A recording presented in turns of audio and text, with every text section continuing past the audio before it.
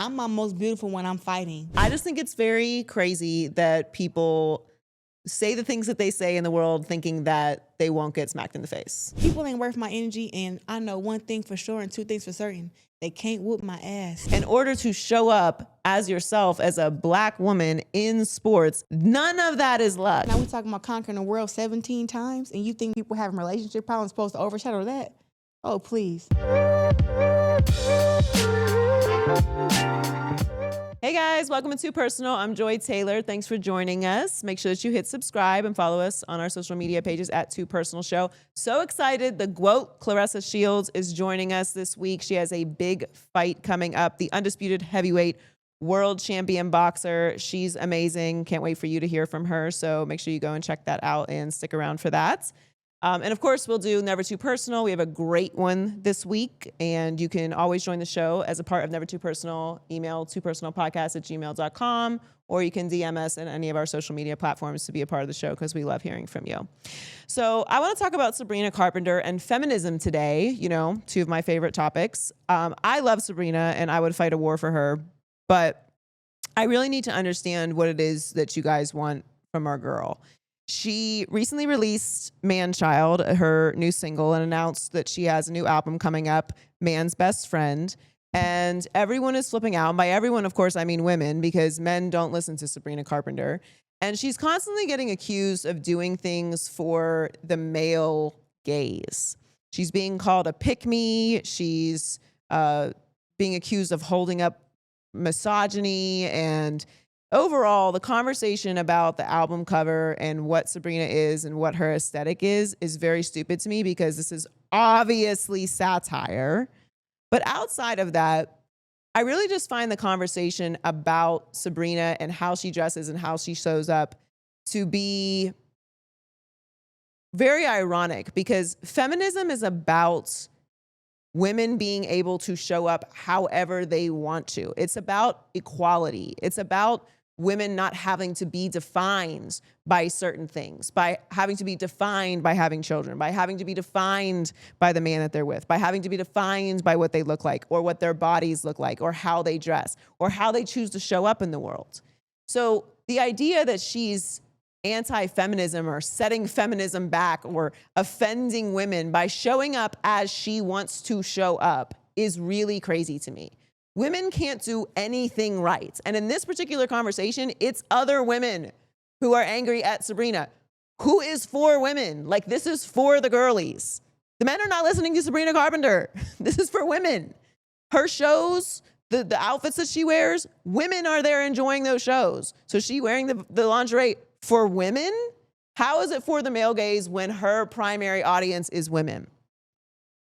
I don't know how she's supposed to show up. I deal with this all the time, where femininity is somehow anti-feminism now. We have to relax, girls. You can show up however it is you want to. If you want to absolutely dress anti-male gaze, please do that and feel empowered and feel great.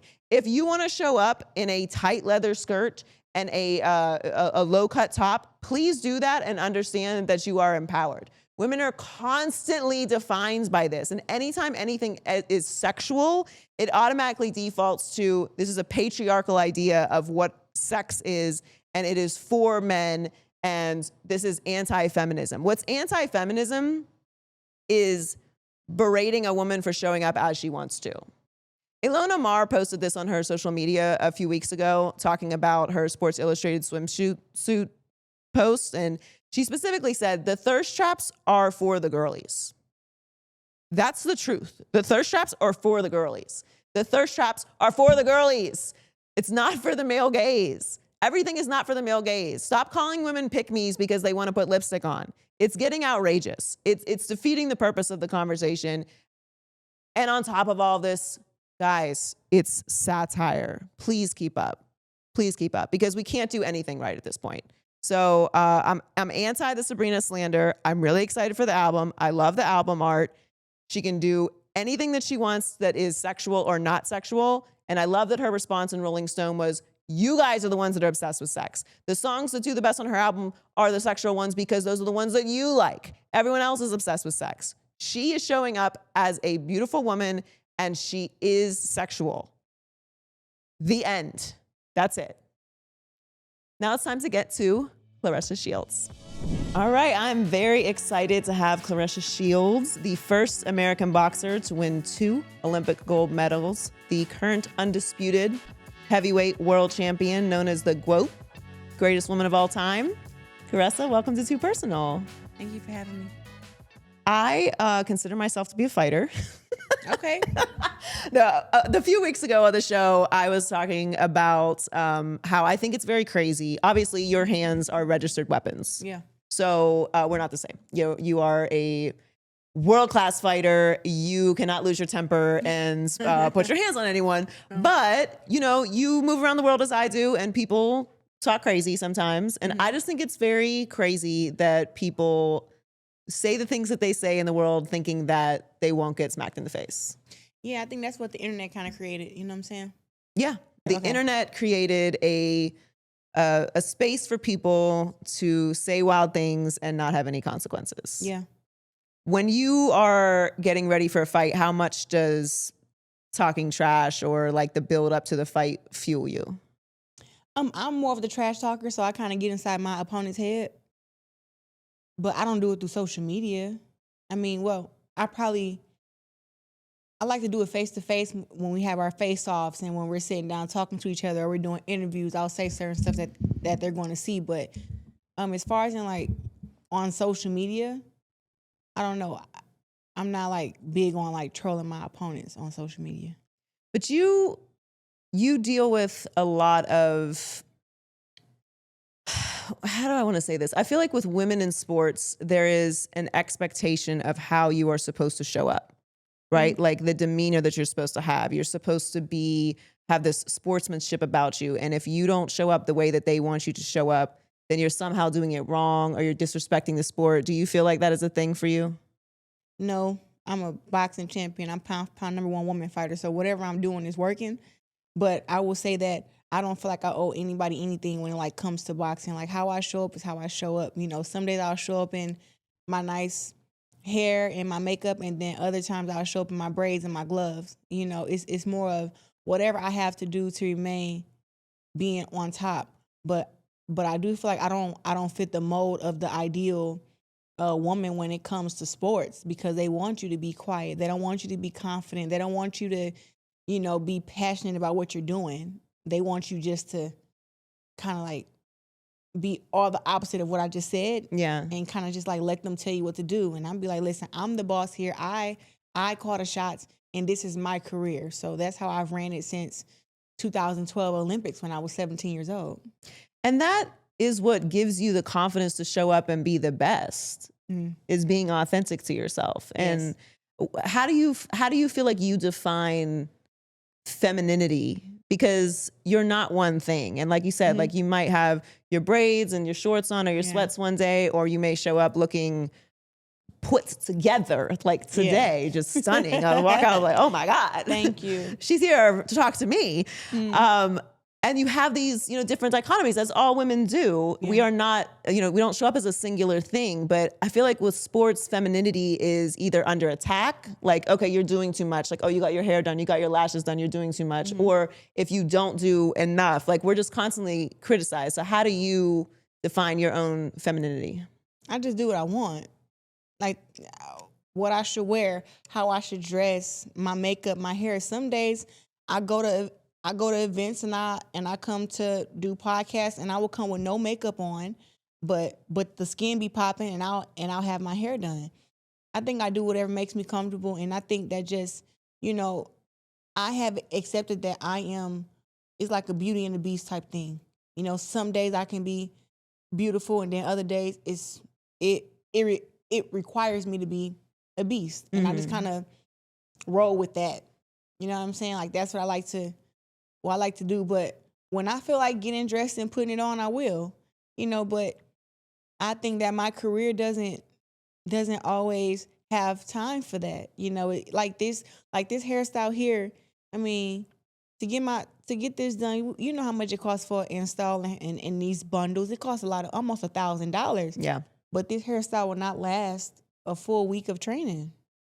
Like it just won't last. I work out a week with this hair and it's messed up. So I prefer to have the beautiful braids that you have because they last longer, they look good, and I know how to maintain them. But this here, I mean, this is not a hairstyle that's going to last for. Yeah, it's not practical for training. No, and I'm always training. When you're number one in the world at what you're doing, you have to find a happy balance in between, okay, today is a beauty day, and then today is just a day where you're going to put on your scarf and you're going to go work. And most of my days require me to put on my scarf and go work. So I just do whatever I feel is going to help me win, you know. And I just want to put this out there.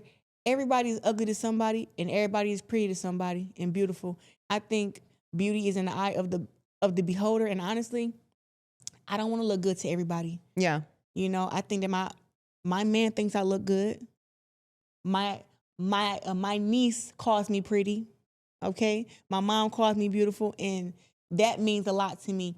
I don't really care about a stranger or someone who doesn't know me personally saying that I don't look good to them, because 9 times out of 10, they don't look good to me either. Well, like even when you're saying that you're having a beauty day or not beauty day, like who's to say that you in your scarf aren't your most beautiful? To me, I'm my most beautiful when I'm fighting. Yeah, I can absolutely understand that. You're in your fullest level of confidence. That is a huge part of your identity. It's your passion. It's your career. It's what you pour yourself into. So I absolutely understand. To everyone else, it looks beautiful. Like I'm mad or I'm angry or I'm fighting. But to me, I'm just expressing what I love. Yeah. I'm just expressing my passion for boxing. Like I love boxing so much. And when I'm inside the ring fighting, I'm in the best tip-top shape. I've spent 8 to 12 weeks eating healthy, drinking a gallon of water a day, running, making sure I get my skin right. I'm building muscles everywhere. And then when I get inside the ring, I get to fight in front of tens of thousands of people and then millions across the world that's watching. And that's when I feel my most beautiful. And I have to say, like, when I get my hand raised and they say that the winner is the GOAT, Claressa Shields, I just feel, not only do I feel beautiful, but I feel proud, and I just feel happy that I did things my way. So that's when I feel most beautiful. But I'm not against getting my hair done and putting on makeup. It's just not something that I would prefer to do every single day. But you should do what feels good to you. That's you describing that moment, like when someone asks you what that feels like to have your arm raised in the middle of the ring. Because when we talk about athletes in general, we always talk about the ends, right? We talk about the win, we talk about the fight that you won, the belt that you won, but we don't really think about how much work. Like you're mentioning, okay, you have to drink a gallon of water. If I get 2 of these in me a day, it's a good day. Like, I'm terrible about drinking water. Like that's not an option if you're a fighter. You have to drink your water. You have to eat perfect. You have to be so disciplined. Like so much work goes into just that moment. What kind of, is it like a buzz? Is it like, what is that feeling in your body when you win after all of that work? To me, it's a feeling of, and I've explained this before, of like internal happiness. And I don't think a lot of people get that throughout their life because they haven't discovered what makes them happy. I discovered at a very young age that boxing makes me so happy. Winning makes me happy. Training hard and thinking about this tournament or this person or how great I can be, and then actually having the chance to do it and then accomplishing that, it's like, okay, good job. You know, I was 13 years old telling myself I'm going to win the Olympics when I turn 17. I mean, it was a far-fetched dream. But you have to tell yourself those dreams if you're ever going to accomplish them. Absolutely. But to actually do it, to be on a podium wearing an Olympic gold medal, I could just cry right now. Yeah. It was like, oh, you did it. And it's not something that, I mean, every 2 in a million people, 1 in a million people have a Olympic gold medal. And for me, it was like, well, you're just so lucky that you got 2 of them, you know? And I think that I've learned that that's why I train so hard to make myself happy. At first, I'm like, oh, I want to prove all the doubters wrong. I want to prove that I'm the best in the world. And then once I did that, I discovered that, look, boxing just really makes me feel internally happy. Like I like accomplishing my goals. And I like making money. I told myself I'm gonna be the first one to make $1 million. And guess what? I did it. So to be able to do that is like, you set out these small goals and then you do them.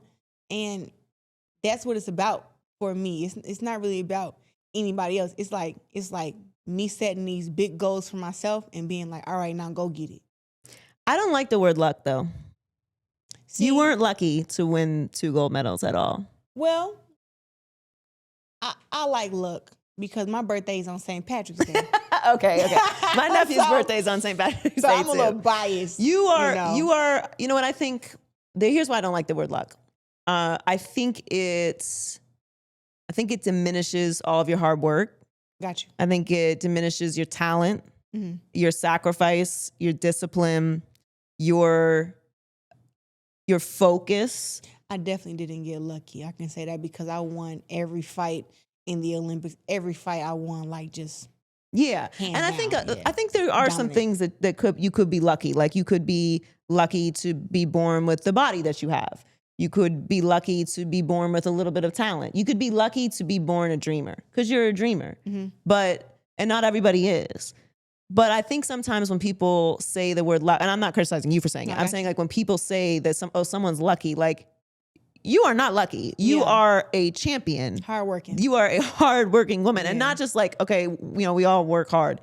No. In order to accomplish things that no one else has accomplished, in order to accomplish things that are not for you, in order to show up as yourself as a Black woman in sports, in the world, as your true self, none of that is luck. That is determination and an immense amount of sacrifice and discipline. I agree.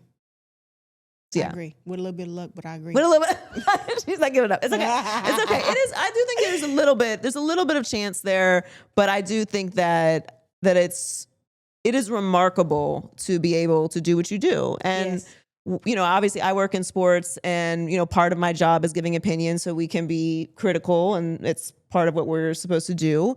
And for me, like when I'm talking about athletes, I always remember that they are human beings. Yeah. So even if I disagree with what they're doing or how they're handling something, I'm not going to go so far as to, criticize them in a way that I feel like is crossing the line, or I wouldn't want my family member talked about that way. Like, if you didn't have a good performance, you didn't have a good performance. We all watched, like that's what it is. But I saw you talking about people being critical of you. And when you're in the public space, obviously we have critics. Like that's what we dare to put ourselves out there. We put ourselves in that space. And people cross the line sometimes. But for you, I always say I don't take criticism from someone I wouldn't ask for advice from. Okay. So how do you handle your critics from a sports perspective? Well, one thing I always keep in my mind is that, listen, you're the best no matter what, and sometimes the best have an off day. And strangely, I haven't had an off day yet, but I try to give myself grace because I go out there and set out to knock out a girl, or I may have a performance and everybody like, oh yeah, she won every round, but she didn't knock her out. And so that's putting extra pressure on me to go out there thinking, trying to knock everybody out. And then it makes me not be so happy with my wins because this person criticized me on, yeah, you won every round, but you didn't knock her out. Right. So it makes me feel like now I got to be sad about me winning unanimously when it was like, well, I just told myself, for me, I don't really deal with the criticism when it like come from, when it's like within a sport, because the people that's criticizing me was never better than me at boxing, never accomplished what I've accomplished. And sometimes they're just saying stuff to trigger people. But it's like me, like I'm listening and I'm taking heed, but I'm not letting it change me. I'm only taking the criticism that I know I can try to fix or add on to, like constructive criticism. But opinions are like assholes. Everybody got one. They do, and some of them stink. Very bad. How does it feel, really how's it feel to have your personal life and the conversation around your personal life overshadow all of your accomplishments? I don't think that it overshadows my accomplishments. One, because it's too much longevity in my accomplishments for my relationship to overshadow that. I think that negativity gets more attention and drama because that's the world that we live in. Yeah. If I was out here going to jail, fighting in the streets, you got mug shots of me and all this stuff, it would hurt my career in boxing, but all it be is just some interactions. So I don't think that the situation that I'm currently going through does not overshadow my boxing career. Not by far. It could never. It's not that important. I'm sorry, but it's just not that important. Like I love my partner. I love Pep.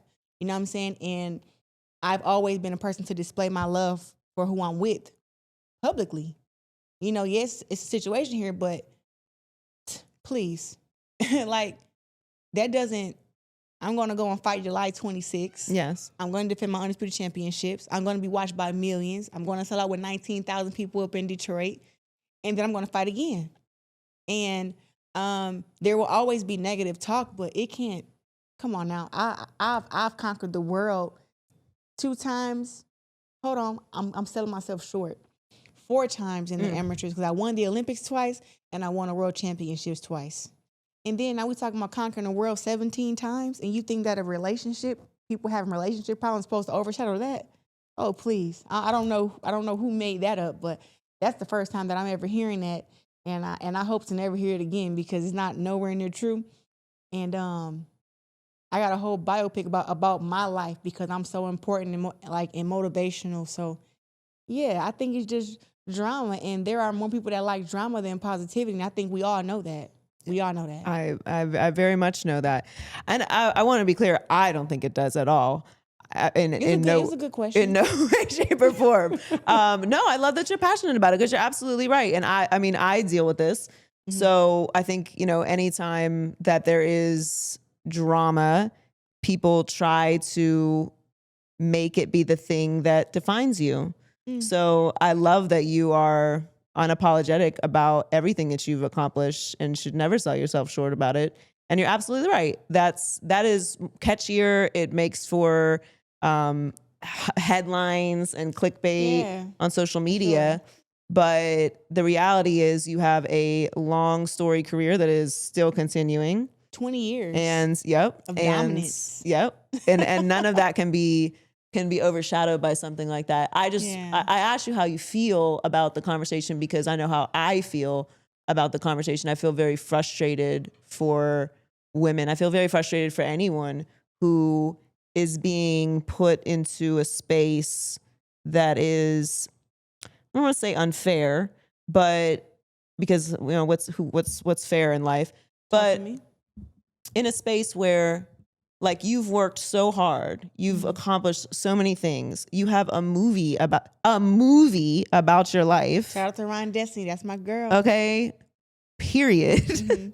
You have a movie about your life, and you're still fighting. And it's like people just want to minimize all of that to have a gossipy conversation. Well, let's be honest. It's not a lot of unique people in the world who can be number one at what they do. So they are people who are not number one, who are miserable, who are sad, who got these big goals that they want to accomplish and they can't accomplish them. They all just click up and team up and attack those who doing it big. Like, look at LeBron. Look at Michael Jordan. Like, look at me. Look at Terrence Crawford. Look at Shakur Stevenson. It was a time when everybody questioned Canelo. You know, and it's more of a thing to me like, you have to understand what you are and who you are. Mm-hmm. And what I got a great understanding is that I'm the best. I'm the best. And it's nothing they can do about it. I can brag about it. It's not bragging though. If you are the best, you're the best. Yeah, but I put a little extra on there. You should. Yeah, listen, I got 17 belts. I got 2 Olympic gold medals. Okay? I got good, man. I look good. I've been fighting 20 years and I look like a model. It's a lot of hate out here for that. Because how dare you be rough and tough and then you want to come in here and you want to put on a dress and you want to get your hair done and your makeup done. Like, who do you think you are? You want to do everything? Yes, I want to do everything and do everything the best. And that's intimidating to people because they're like, you can't just be great at sports because at first I was the girl that was supposed to be ugly. Mm-hmm. I don't know where they got that from. But I was supposed to be ugly. And now that I'm showing that, no, I'm not ugly. No, I'm not bad built. No, I don't have a deep voice. No, I'm not built like a man. And then when you show these things, it just makes them feel bad about themselves because they wish all these bad things on you for whatever reason. It's plenty of reasons. You don't know. But I told myself, don't ask yourself why somebody don't like you. So what? So it's hundreds of thousands of people who I don't like. I don't like them.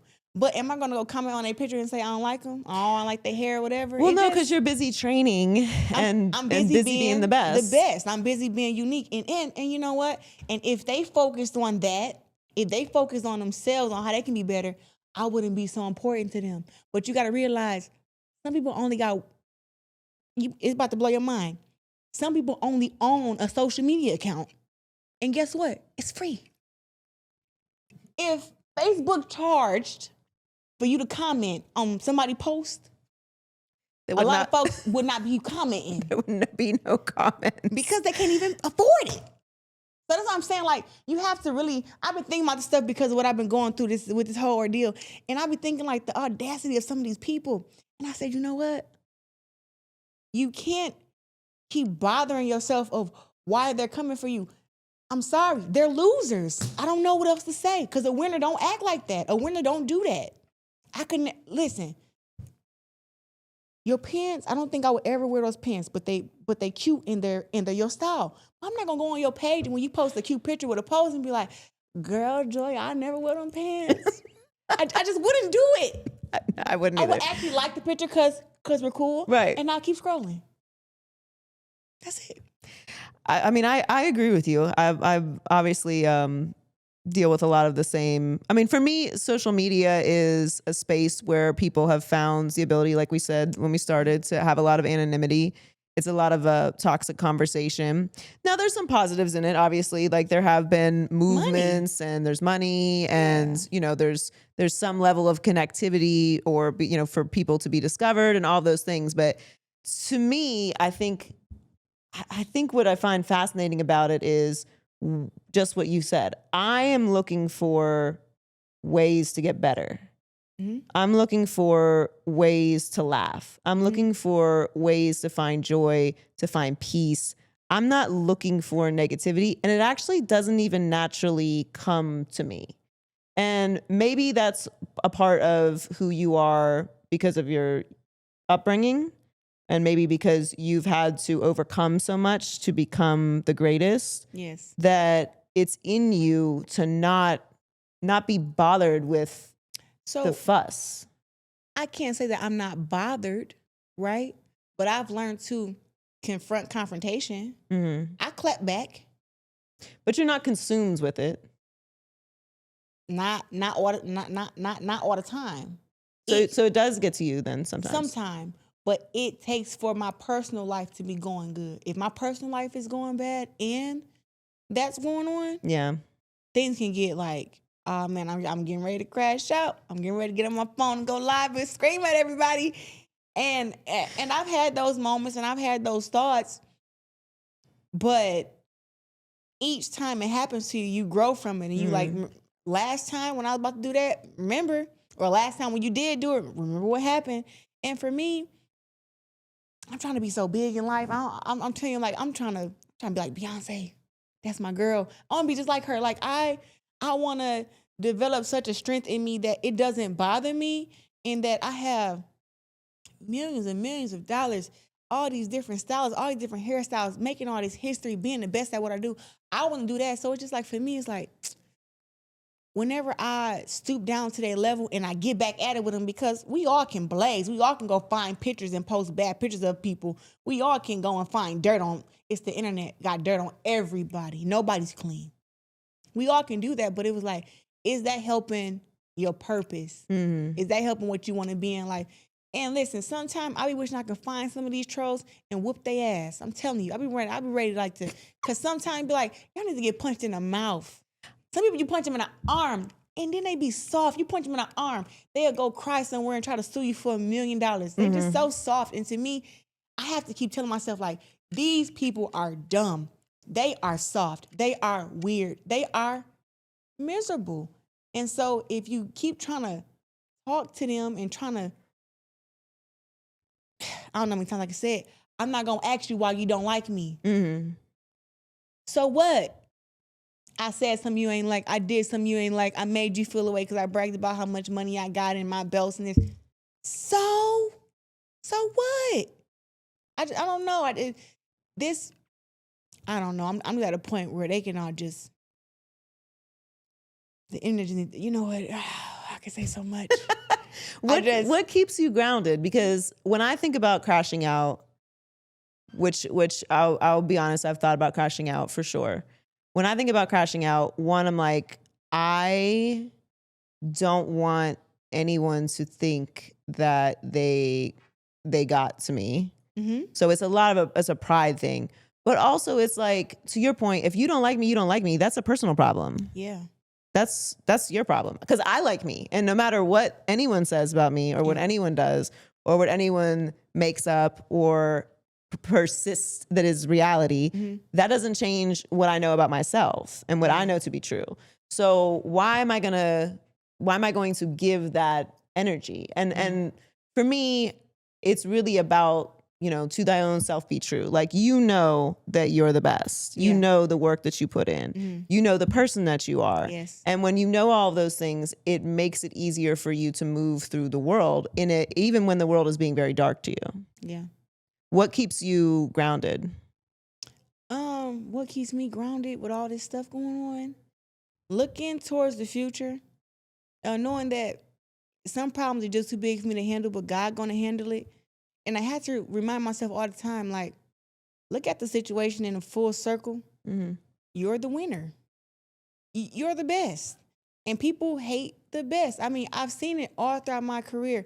They did it to Serena. Mm-hmm. They did it to Beyonce. They did it to LeBron. And people who I know, Shakur Stevenson, Terrence Crawford. These guys, when Deontay Wilder was knocking everybody out, listen, they did it to him. So I stay grounded because it's just like, you know what? People are going to judge you like no matter what. They judge God. So I'm not above that. But I don't know. I just feel like people ain't worth my energy. And I know one thing for sure and two things for certain. They can't whoop my ass.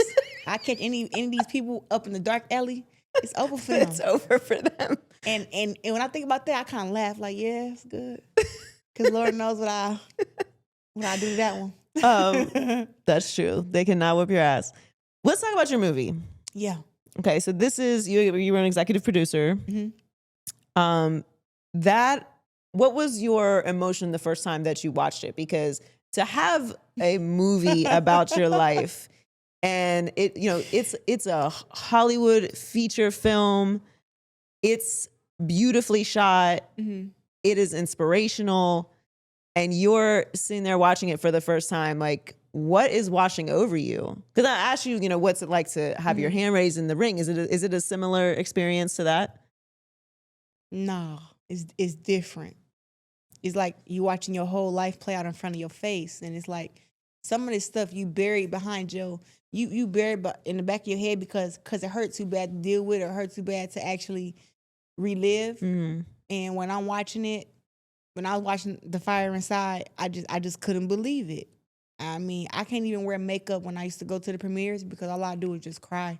And it was like I was crying because I'm just so happy that everything turned out good because that's what I really wanted. But it was times where I was like, oh my God, you did used to have to go through being hungry. You did get into a fight with your coach. You did almost give up boxing. Like, you did used to have problems with your mom and your home life. And to see that, I mean, when I was younger and I'm a big believer in God, I was praying to God. I said, God, I just want a bed. I just want to give me a bed. When I win the Olympics, I'm gonna buy me a bed. And God just was like, you thinking too small, Mm-hmm. and winning the Olympics, and I was able to give me a car and multiple beds and help my family. And when I get to relive all that and see all that, I was sitting in a movie theater. I was stuck. I was like, and I'm like, wait a minute, that was about me. And I was just so captivated by like the story, and I just was like, this movie here is going to change lives, and it's going to let them see this is why I'm different. People ask me where all my ferociousness and my tenacity come from inside the ring. It comes from my upbringing. Mm-hmm. It comes from being from Flint. It comes from me having to have a strong mind and go through all these things. And I don't know. I just remember wanting to quit. And like when I'm looking at it, you only see certain parts in a movie, but I know what else was going on, what was going on around that time. Yeah. I'm like, not only was this happening, but that was happening. That was happening. And I just remember being like, I don't know. It was a very surreal moment. And shout out to Ryan Destiny. Oh my God. I I, I didn't think she would be able to box. Did you help her? No. But she had a trainer. She had a trainer. Yeah. And she drank her protein. Like she called me a couple times. And I think the biggest advice that I gave her, I was like, girl, take a break, get a massage. Cause she was like, Claressa, I'm training so hard to be you in your movie. I don't want to, let you down. But she was like, girl, I'm so beat down. I'm so tired. Like, what do you do? Do you ever feel like, she's like, do you ever even feel like this? Or is it just me? I was like, yeah, girl, I feel beat up all the time. All the running and hitting the speed back. Yeah, recovery is part of training too. And she's like, what do you do? I was like, I stop. She's like, what do you mean? I'm like, I go take a hot bath. I go get a massage. I go get my nails and my feet done. She was like, you do that? I'm like, yes. So she was like, oh, thank God you said that. And I think that was the best advice I gave her throughout the whole thing. Like, that was the best advice I gave her. Was there a part of the movie that you were particularly nervous about people seeing in your story?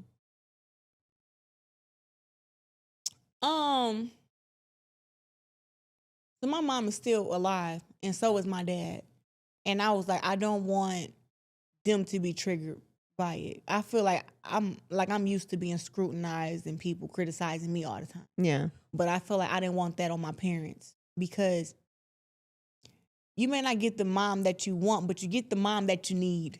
And I had the mom that I needed and the dad that I needed to become who I am. And I have accepted that. And I forgive them for all their flaws back when I was a kid and everything, because I had a mom who just was like, whatever you do, I support. I could be like, hey, mom, I'm 15. I'm about to go have a kid. She'd be like she was just like, whatever you want to go do. Like, she was just very supportive. And when I told her I wanted to box, she didn't say, oh, no, you can't do that. My mom just supported me and told me good job after every fight. And, I lost one time in the amateurs. And when I came home, the only person who didn't talk about the loss or anything was my mom. And I thought I had let everybody down, like from my mom and my sisters and coaches. And everybody was talking about the loss. And when I see my mom, I'm like, oh, she about to ask me to see the footage, or she gonna talk to me about it. And it's gonna be hard to talk to her about it, because I was so upset. And she seen me, she was like, I'm like, hey, mom. She was like, hey, Muffin, come here. And she gave me a hug. She was like, I ain't seen you in 3 months, because I was going away for 3 months to get ready for that tournament. And she gave me a hug, and I was just like, she was like, you want something to eat? You good? And I was like, yeah, I'm hungry. And we sat down and we ate, and she never mentioned it, but everybody else mentioned it. Yeah. Yeah. So I think you get the mom that you need, even though you don't have perfect parents. So I think that was something I was very touchy about. And then I guess just with like Jason, my first coach, Jason played a part in raising me. And a lot of rules that I have about respect come from him. So I don't tolerate disrespect, And he taught me so many different things. And I think sometimes the movie painted out as, I didn't want to paint it out as if he wasn't a good guy, because he was like my second dad. Yeah. He took me in. I lived with him. He fed me. He pushed me. He gave me great advice. And if I can go back in time, I would have listened to him. Like, if I could go back in time when he was like, no, like no boyfriend, no dating in the gym, I would have said, you right. Yeah, you absolutely right. So I just I wanted to make sure that he got his just due in the movie, but we did have our spats. Yeah. But it was like, don't ever forget that he was a diamond to my life. Like, he was a diamond to my life. And had I not been coached by him, because he taught me how to box, not how to fight. I always had to fight him. He taught me how to box. I think I wanted people to know that, because we don't train together no more, but he was like one of the best things to ever happen to me in my life, I think boxing is such a beautiful sport. I think it's why it makes for such amazing movies, because it's, it's the sweet science, but it's really poetic, and Yeah. it's obviously, you know, violent, but there's a level of respect and discipline, and there's something about boxing to me that is, I don't even want to use the word romantic, I'm with you there. but you know what I mean? It's a beautiful chaos. It is. And it's, you know, it's sometimes it's hard to watch because obviously it's, you know, people beating each other up, but at the end of it, you know, the embrace at the end of the fight, the sportsmanship, it always like ties together the whole story of it. That's why I love how you approach how you feel about yourself and how you talk about yourself. I think such a big part of boxing is selling the fight. Yeah. And it's not, when it's not performative, it's even better. As that's what I think really brings in the fans, because they can see that this is who you are. Yeah, it's definitely not fake. That's one thing I think Andre Ward touched on when I first turned pro and I came out the gate talking trash, because I was one of the first females to be really like just out there with it. And Andre Ward called my phone. He said, "Hey sis, don't let them make you do that. If that's not what you want to do, if you don't want to trash talk, you ain't got to do that." Because he know me as being like real chill, real laid back. Yeah. And he like, "Are they making you do that?" And I was like, "Do what?" And he was like, "The trash talking and stuff." I was like, "No, that's me." And he was like, "Oh, well, up in that case, keep doing it then." He was like, "I thought they were like trying to make you do this stuff." And I was like, well, one, we know can't nobody make me do nothing. But yeah, I just remember I remember the phone call because he was so concerned. Like, don't let them try to turn you into this person on social media or whatever. Like, build your own brand. And I just was like, nah, man, I'm coming out the gate just being who I am. And if they like it, they like it. If they don't, oh well. Fuck them. There you go. No, I think it's so important. It's part of the sport. I think it builds personalities. It builds the brands. It gets people excited about the fight. So you have a fight coming up. Yeah. What do you do when you start training? What's the hardest part when you? Because obviously you're training all year round, but the training changes when you have a fight. So what's the hardest adjustment from that once you have a fight booked? To me, it's the diet. Mm-hmm. You're drinking a gallon of water a day. And honestly, it's the isolation sometimes. You know, I think in order to be great and elevate, you gotta be by yourself. And I get better and better at it every camp, but it takes about a good 2 weeks of doing the same thing over and over again. So I'm like, okay, I can do this for 6 more weeks. And it's not that hard no more. But at first, it's like, oh, I miss my friends. I miss hookah. I need a freaking drink. I need a shot. Like, I go through my withdrawals. But I think after 2 weeks of it, I'm like, okay, it's okay now. I guess I'll get some hookah after the fight. I will give me a shot the night of the fight when I win. Like, okay, but I don't eat any fried food or anything. But the training is not hard.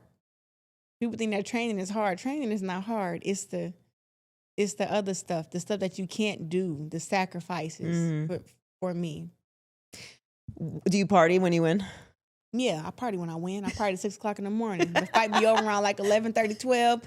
I do my little post-press conference after that. They get after it? Get my makeup done, put my hair on, and I put my clothes on, and we go to the club and party till about 6. I need to come to the fight.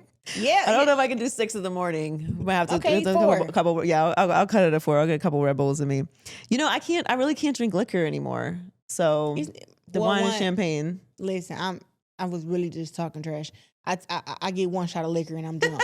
That's good. That's good. That's a good thing. It is not my style. And one, it's not fun drinking 4 or 5 shots and then you throwing up everywhere and then you feel sick the next morning after you just had a fight. Like, come on now, like you just had all the discipline, now you throwing it out the way. So for me, I haven't done that my last couple fights, but after my fights, I used to. Well, I mean, you got to celebrate yourself. Yeah. When do you pick your walkout song? So I'm like, in my mind, I would be a boxer in another lifetime. Like, I really believe this. But I've like been like, what would my song be? I'm a delirious person. Completely delusional. What would my song be? I think I would do Backseat Freestyle by Kendrick. What's some words to that? Like a ring ting ting. You know that one? Nah, you gotta give me some more than that. It? What is that? Hold on, Marcos can pull it up. When do you pick your walkout song? You Or do you know- already know it? Throughout camp, I'm thinking of it's all these songs like, and I'm letting my phone do its thing because I'm a music head. No, she's not feeling it. No. I'm a lyricist, if you couldn't tell. Okay, but it gets to it. It gets Okay. to it. I'll send it to you. Because I'm like, It is Kendrick. It's Kendrick. Kendrick is a lyricist. Yes, Yes, he is. it is. So throughout camp, you're picking your song. Yeah, so for me, it's like whatever song get me in that mood. Like when I don't feel like training, what's a song that gets me turned up? And sometimes I'll play the same song all throughout camp to where everybody in the camp know the same song. My last couple walkouts have been by artists who I admire. So Pap has a song, 50% Human. That's one of my favorite songs by him. I also have the Muhammad Ali chant, right? The champ is here. And then I have Whoop That Trick. So both of those are always mandatory, the Muhammad Ali chant and the Whoop That Trick. Mm-hmm. Then from there, I pick my walkout song. So for this fight, Rick Ross is walking me out. Because selling out 19,000 seats up in Detroit, you're nothing but a boss. Yeah.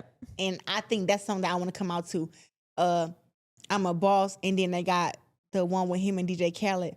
All I do is win, because that's really all I've been doing for the past 20 years. It's like all I do is win, I dominate. And I just think that Rick Ross is just perfect for this moment because my life is really elevating. And I mean, who can get walked up by Rick Ross? I mean, think about it. The boss. The last person I know is Floyd Mayweather, and they call me the female Floyd. So here you go. I love that. Well, I'm very excited for you. I'm very proud of you. Thank you. We are very proud of you. Claressa will defend her heavyweight title on July 26th. Yes. Against Lonnie Daniels at Little Caesars Arena in Detroit, Michigan. Tickets are on sale now at Ticketmaster.com. Of course, you can watch A Fire Inside, starring Ryan Destiny, now on Prime Video. And make sure you follow her on social media at Claressa Shields. Is that all one?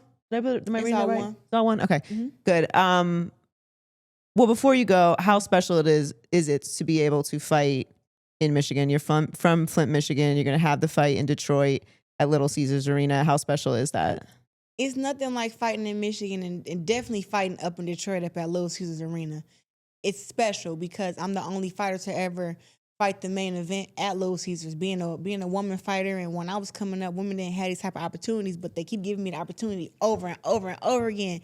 And so I am selling these tickets and I'm, promoting, and 19,000 will be in the house, and then I can travel the rest of the world and fight. But it's nothing like fighting in Michigan because throughout the rounds they chant "Whoop That Trick." I mean, like there's no one else. There's nowhere else in the world where that happens. Yeah. So for me, I just want to do that. I want to inspire my hometown of Flint, Michigan. I want to inspire those from Detroit.